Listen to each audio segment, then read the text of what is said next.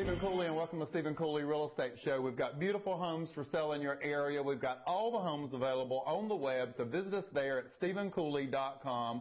On today's show, we're going to talk about the different ways that sellers are selling homes, including the traditional way, short sale, and foreclosure. If you're a buyer, it really matters to you which situation the seller's in, so we're going to explain that so you'll have great information while you're making your next purchase. Again, we've got beautiful homes for sale, and we'll be right back. This presentation of the Stephen Cooley Real Estate Show is sponsored by South Carolina Bank and Trust. We believe in South Carolina.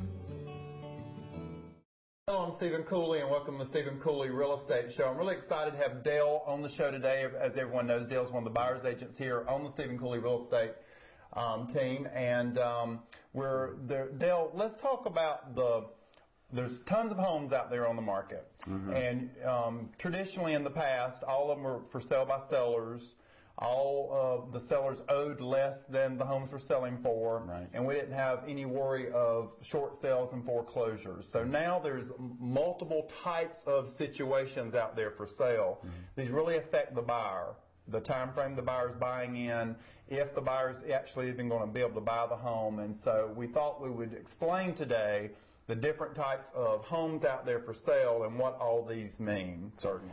And so I guess the first one we'll talk about is the traditional sale, mm-hmm. where the seller's selling the home and there's no problem. Exactly. And that's what everybody's kind of used to over the years. That's where we've been, like you'd said.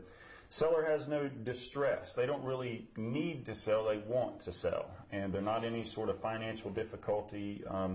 Could be a number of reasons why they want to sell, and maybe they want to buy up and buy a bigger home because of the great discount that they can get. Right. But nothing really changes there as far as making your offer is concerned. You have to be considerate of the fact that it's a seller who owns the home and they're emotionally involved with it, and those things can, you have to consider those things when you're making your offer. Nothing really changes as far as the contract is concerned. Mm-hmm. You're making your offer based on market prices.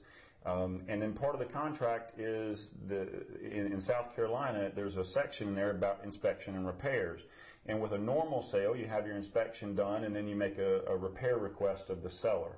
And there's certain repairs in there that they're required to make, or the buyer can get his earnest money back. So that's kind of the short story on a normal sale. And just two things, and I know, Dale, when you represent your buyers, you're great at this, is still on those sales, the buyer and the buyer's agent needs to check with the listing agent to make sure that seller may think they have equity. Right. But you could start tapping into where they don't have equity. So you still, even with that traditional sale, the listing agent and the seller needs to know what that loan payoff is. And when you're making those offers, you're eating away at that seller's equity. And so there's a lot of emotion involved in that and that kind of stuff. Let's flip over to the other extreme. Okay. And bank-owned foreclosure, REO property, it has different names, but foreclosed property, bank-owned foreclosure, and REO all mean that the bank now owns the home. Right. Those aren't difficult sales. No, those are easy sales. The bank is really willing to work with you. The banks don't want to be in the real estate business. Correct. They want to make money off of money, not off of real estate. So they're trying to they've got a number in their head based on formulas that they've got worked out of how much they need to get for it, and that's the number that they'll take. And now you're not dealing with emotions when you make that offer. So me as a buyer's agent, I'm looking at that and saying, okay, well, if there's no other offers on this property, let's see how low we can go. You know? Absolutely. And the banks wants to get rid of that property as soon as possible. So time of closing is almost as important to the bank as how much you're going to offer. Absolutely. And another different issue is that the banks are always offering these properties as is, where is. Mm-hmm. And that basically means the bank is not going to make many repairs, if any. Sometimes the bank will make some repairs. If there's something major structurally wrong with the home, or if there's infested with termites or something like that, that's something that the bank knows that they have to fix, because now they have to disclose it after the inspection's been done. So they will fix major things, but you're not going to get a tiny little leak under the master bath fixed or stuff like that. It's as is, where is, and You as the buyer need to be aware of that and know that you're getting this home. It's not going to be in the greatest condition most times, but you're going to get a fantastic deal, and you need to realize that you'll be able to use your money to fix the home up and still probably have equity in it after you buy it. And the great news, the bank's probably never seen the home, and they're not emotionally attached to the home. They don't have memories there. They want to move the property. The one thing that we really make sure of on bank-owned property is that the closing attorney does a great title search, because you want to make sure you get clear title, and that there's no creditors chasing that property and that kind of stuff. So the closing attorney's job is very important when you buy bank-owned property. Then there's a hybrid, and it's in between a traditional sale and a foreclosure, and that hybrid's new to the industry because banks, again, like you said, they don't want to own these properties. They're overwhelmed with taking properties back. So they've gone to sellers, and they've said, you keep the home, you maintain the home, you stay the seller, but we're going to take less payoff so you can get rid of this property, and that's called That's a short sale. Right. And basically the bank has agreed to take less than what they are owed on the property so that they don't have to foreclose on it. Statistics show that a bank foreclosure, the bank loses probably 50% more when they go to foreclosure than when they sell a home at a short sale.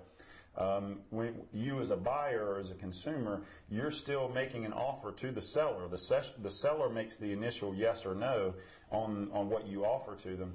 Usually short sales are a seller that's in some sort of distress, and they need to sell it for whatever reason. The property value is below loan payoff. Exactly. It's below loan payoff, and they've got to sell it. You know, it could be a divorce situation, job loss, who knows.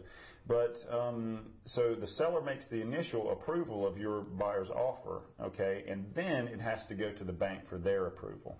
And so that process can take some time. It used to take a long, long time to get a short sale done. A short sale was in no way short. It should have been called a long sale. Right.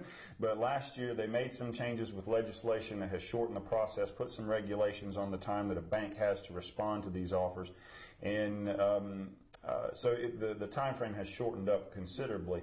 The bank still has to do it. The buyer gets a great deal. The bank gets out good because they don't have to foreclose on the home. And the seller, in the end, they do better than if it goes into foreclosure as well. A short sale is going to look bad on your credit report, but not as bad as a foreclosure. There you go. And if you come in and look at property with us and hire Dale as your buyer's agent, we, of course, investigate all those things so you can just have fun looking and picking out your next dream home. Dale, great information. We've got beautiful homes on today's show. We've got all the homes available on our website, so visit us on the web at StephenCooley.com. We'll be right back.